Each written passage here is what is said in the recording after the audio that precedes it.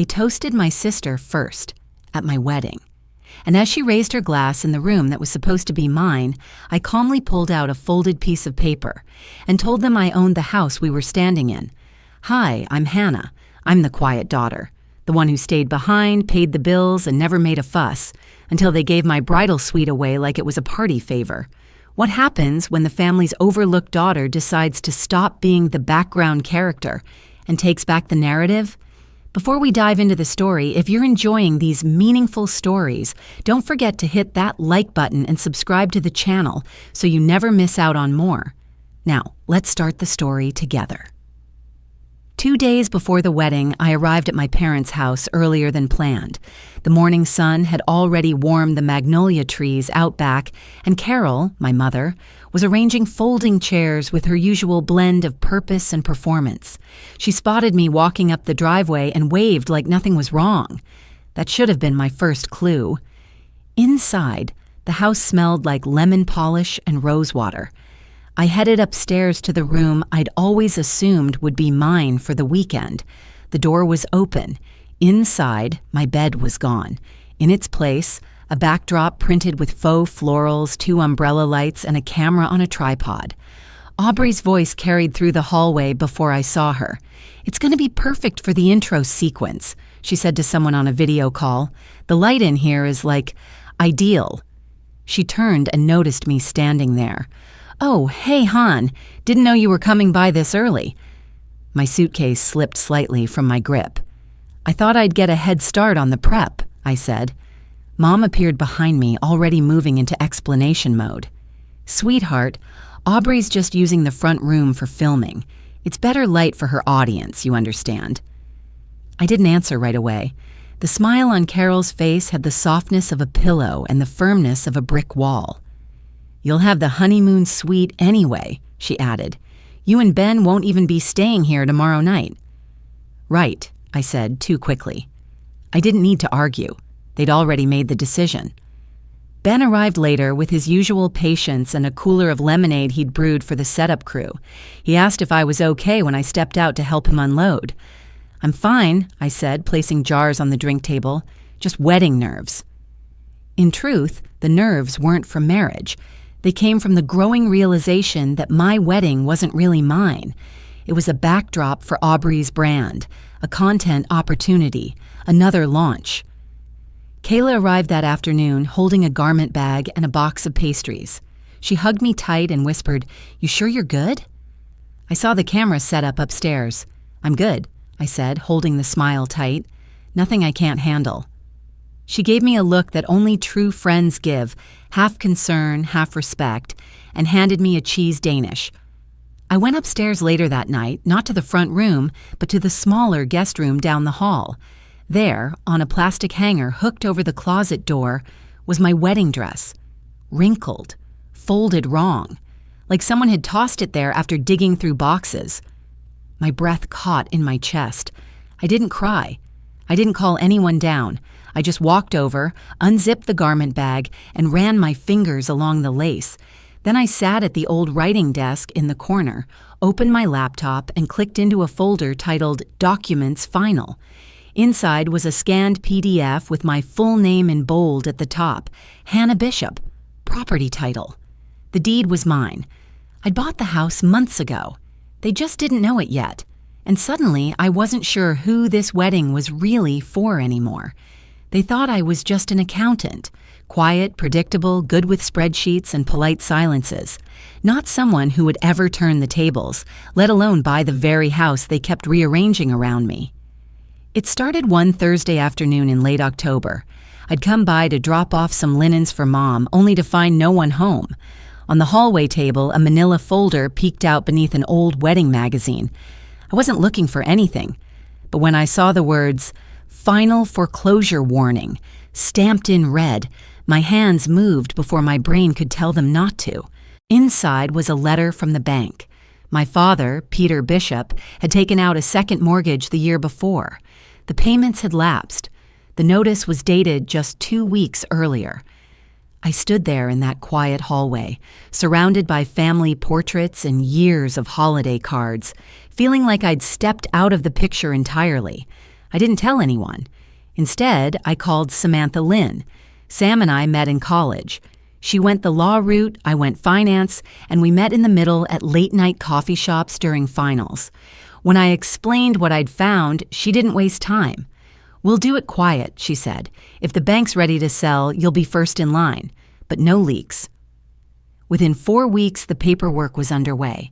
I used savings from years of late hours, ignored vacations, and quietly avoided student debt. The offer was accepted before Thanksgiving.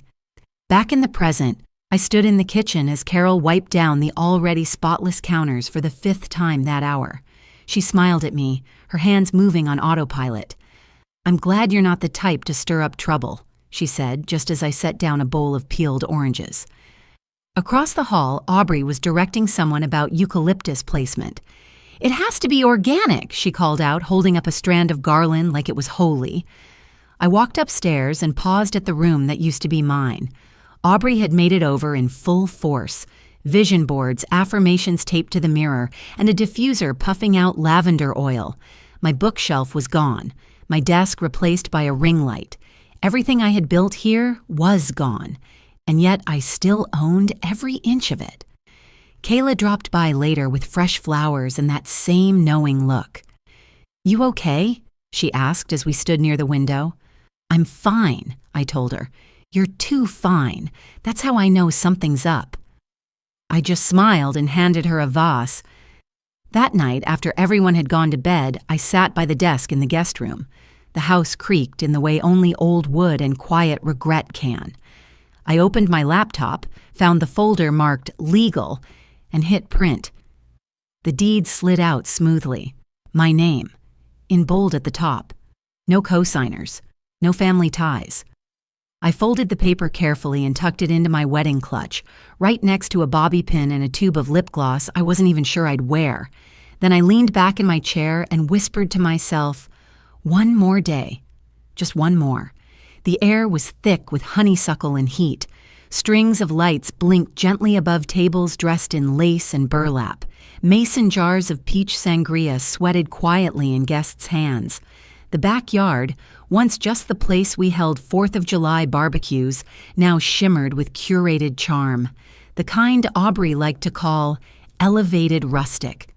Ben squeezed my hand under the table. I smiled, though my stomach had been in knots since sunrise. The toasts began after the second round of dinner plates had been cleared. Herb chicken, roasted squash, corn muffins with honey butter. My mother stood with a glass raised high, her expression proud, her voice even. "We want to thank everyone for being here tonight, and we especially want to thank Aubrey," she said with a bright smile, "who brought so much life and beauty into this day. The decor, the mood, the details, all of it. She really saved the look of the whole thing." There was scattered applause. Aubrey's cheeks flushed, and she offered a playful bow from her seat across the lawn.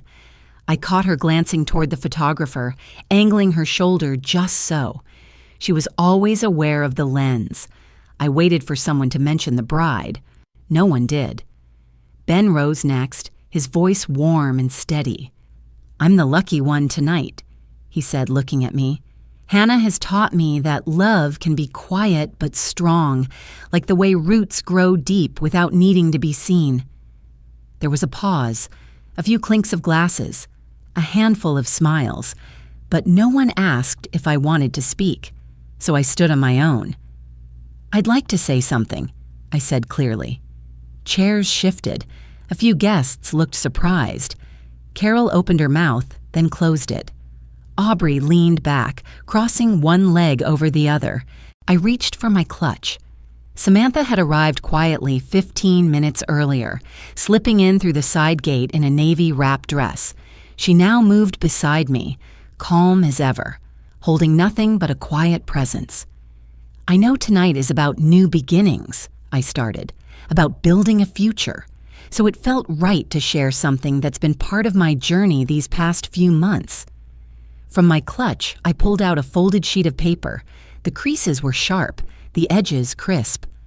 "This house," I said, my voice steady, "the one you're all celebrating in, It's been mine since January." The silence was immediate. Not confusion, not noise, just silence. Peter's glass slipped from his hand and clattered against the edge of the table before bouncing into the grass.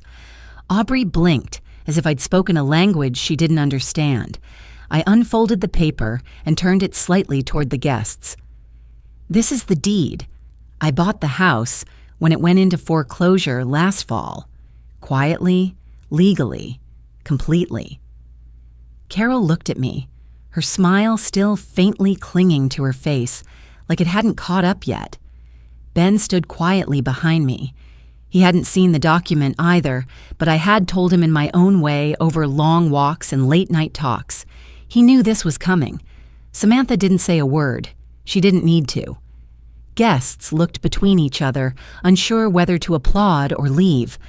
I cleared my throat gently and spoke again. "It's been a lot of work, a lot of silence, and a lot of swallowing things that should have been spoken. But this was mine to say." Aubrey opened her mouth to protest. Her champagne flute slipped slightly from her fingers and shattered against the base of her chair. Still, no one spoke. I looked around the space, at the fairy lights, the garlands Aubrey had ordered, the candles flickering in mason jars that I had paid for without fanfare. I saw it all clearly now. Then I looked toward my parents. Peter's face was pale, jaw set. Carol's hand was gripping her napkin like it might anchor her to the lawn. I folded the deed again and placed it gently back into my clutch. Then I met their eyes and said calmly, "Let's talk about what happens next." "This isn't happening," Aubrey whispered behind me. But it was. I made sure of it. The moment I stepped off that little patch of lawn, the whole mood changed. Conversations that had once hummed under the soft strings of Moon River dried up like spilt wine. Chairs scraped back, dessert plates were left half full. The air that had been warm with celebration was now cooled by quiet disbelief. I saw Ben helping an older couple find their keys. Kayla had taken it upon herself to thank people at the gate. Samantha stood nearby with her hands clasped in front of her, not saying a word, but exuding the calm of someone who had seen much worse. Inside the house, the air was thicker. The overhead lights hummed faintly as I stepped into the living room. Aubrey was already there, her back to the fireplace, arms crossed so tightly it looked like she was holding herself together by sheer force of will. "You've completely blindsided us," she snapped, "on your wedding day." "Correction," I said gently. "You made it about you." I just responded. Peter came in next, flanked by Carol. He wasn't yelling, but the look in his eyes was the kind I remembered from childhood when bills were late or a neighbor said something sideways, that quiet storm brewing behind a clenched jaw. "We built this home," he said. "Every inch of it." I nodded. "And then mortgaged it to the hilt to fund a podcast that never launched and a juice bar that lasted 6 weeks. Aubrey's eyes flashed. "You don't know what it's like trying to create something from scratch." "I do," I said simply. "I just didn't ask Mom and Dad to bankroll it." Carol took a small step forward, her voice softer than I expected. "But it's your wedding. Why now?" I looked at her. Really looked. She still had bits of gold glitter on her cheekbone from a rushed brush of highlighter, and her earrings were slightly mismatched, likely borrowed from Aubrey last minute. "Because tonight is about starting fresh," I said, "and I couldn't do that while pretending this house wasn't already mine, while pretending I wasn't invisible again." "You could have talked to us," Peter said. His voice wasn't angry anymore, just tired. "I did," I said. "Every time I stayed silent, every time I gave up a room or a plan or a moment so she could have it instead, that was me talking. You just weren't listening." No one moved. The quiet in the room had shifted from confusion to reckoning. Samantha stepped forward then, with a folder in hand. "Mr. and Mrs. Bishop," she said calmly, "I've brought a lease agreement. You're welcome to review it and stay as tenants. The rent is fair and below market." Peter's face tightened. "We're not tenants," he said. "This is our family's home." It was, I said, and I tried to save it for that reason. But ownership isn't sentimental. It's legal. Aubrey laughed bitterly. This is about control. You've always been obsessed with order. No, I said, folding the lease back into the folder. I've always been obsessed with being considered. I glanced at Carol, who looked smaller than I'd ever seen her. She opened her mouth, then closed it again. Then I met Peter's eyes. If you're not willing to sign, I said, then you'll need to move out by the end of the month. The room was still again. No protests, no slammed doors, just the weight of something long overdue finally settling into the floorboards. The house felt quieter now, not because no one was speaking, but because something fundamental had shifted. You can feel it when a house changes, not in the walls, but in the air between people. It had been 2 weeks since the wedding, 2 long weeks of cool mornings, shared glances, and tiptoeing around what we all knew couldn't be undone. Ben and I had moved into the main bedroom upstairs, the one that used to be my parents'. They, in turn, were in the guest room. Same bed, different view. Peter was the first to adjust, though he never said so. He started rising earlier, brewing coffee before I came down. He never mentioned the lease again, but every few days I'd catch him staring out the window longer than usual, as if trying to measure something he used to control. Carol kept busy baking, muffins, scones, and peach cobbler, twice. The second time, she knocked on our door with a plate, avoiding eye contact. "It's warm," she said. "If you want it." I took it. "Thank you." We stood in silence before she turned back down the hall. Meanwhile, Aubrey had grown quieter in the worst way. Her social feeds had gone from daily updates to scattered apologies. A clip from the wedding toast had gone semi-viral, mostly due to someone's shaky cell phone footage. The internet had called her the entitled sister. Sponsorships started pulling out, and with them, her composure. I heard her pacing a lot, doors opening and closing. She left crystals out on the windowsill again, like she was hoping the moon might give her better ideas. One afternoon, Peter walked into the kitchen while I was going over invoices. "I've been looking at the numbers," he said. "We'd like to renegotiate the rent." I looked up. "You're already getting a discount, Dad." He nodded slowly. "Just thought I'd ask." I didn't respond. He didn't push. Later that evening, I found him in the den, sitting with a yellow pad and a pencil. "We would have lost it all," he said, not looking up. "The house, everything, if it weren't for you." I didn't say anything at first. The words had weight, and I let them land where they needed.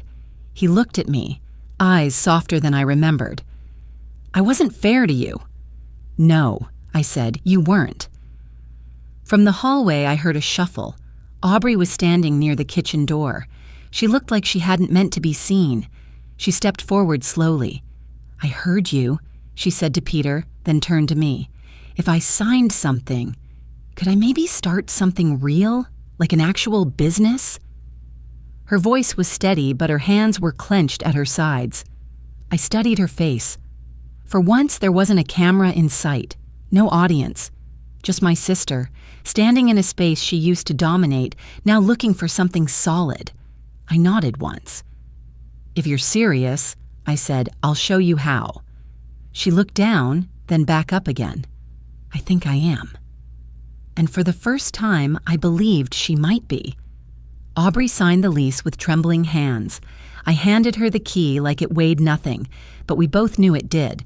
She didn't say much that morning. The guest house smelled faintly of fresh paint and lavender cleaning spray. The walls were bare, except for a corkboard she'd hung near the desk. A vision board was pinned in the center, not one full of magazine clippings or glitter, but a printed calendar, project deadlines, and a client list scribbled in her own handwriting. We didn't hug. We didn't pose for a photo. She just nodded and placed the key on her keychain, right next to a plastic charm shaped like a crescent moon. "You'll need to keep receipts now," I said as I handed her a file folder. She rolled her eyes, but only half-heartedly. "I'm already behind on invoices." "You'll catch up." I turned to leave, but she stopped me. "Thanks," she said quietly. for not laughing. "I wasn't planning to," I replied. "You're starting the right way this time." Carol had started taking finance classes at the community center. Twice a week, she packed a bag and left the house in sneakers and a cardigan, her notes tucked neatly beside a calculator. Peter had taken to helping Ben in the garage, building shelves for the bookstore he hoped to open by fall. I often saw them measuring planks or laughing about wood glue. Kayla dropped by now and then with coffee or blueberry muffins. Samantha came through last Tuesday with a binder full of zoning paperwork and a quiet grin. Early May in Savannah is soft and golden. On Sunday, we had dinner outside under the string lights, the same ones from the wedding. This time, no centerpieces, no speeches, just food, paper napkins, and the kind of calm that doesn't come easy. Ben had grilled chicken. Carol brought roasted sweet potatoes. Peter passed the rolls. Then, with almost theatrical slowness, Aubrey walked out with a peach cobbler, still warm. She placed it in the center of the table and set down a stack of mismatched plates. "It's not perfect," she said, cheeks pink from heat or nerves, "but it's mine." No one clapped. No one gushed. But something shifted. A silence that wasn't about tension or avoidance, just understanding. Later, as the sun dipped behind the trees, Peter raised his glass. "To Hannah," he said, "for doing what none of us had the courage to." I didn't know what to say, so I just nodded.